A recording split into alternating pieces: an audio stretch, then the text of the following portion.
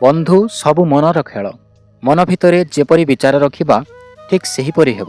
ଏ ଦୁନିଆରେ ସମସ୍ତେ ଚାହାନ୍ତି କିଛି କରିବା ପାଇଁ, ଆଗକୁ ବଢ଼ିବା ପାଇଁ, କିନ୍ତୁ ହାରିବାର ଭୟ ତାକୁ ସେଇଠି ଅଟକେଇ ଦିଏ।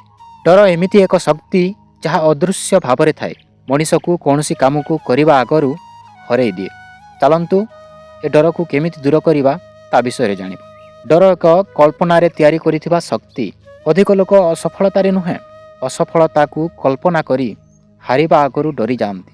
ଆମ ଭିତରେ ଥିବା ମନ ଭବିଷ୍ୟତର ଏମିତି କଳ୍ପନା କରିନିଏ ଯାହା ପ୍ରକୃତରେ କେବେ ଘଟି ବି ନଥାଏ। ଯାହା ଏପର୍ଯ୍ୟନ୍ତ ଘଟିନାହିଁ ତାକୁ ଘଟିବାର କଳ୍ପନା କରି ଦୁଃଖୀ ହେଉ। ପରିଣାମ ଉପରେ ନାହିଁ, ପ୍ରୟାସ ଉପରେ ଧ୍ୟାନ ଦିଅ।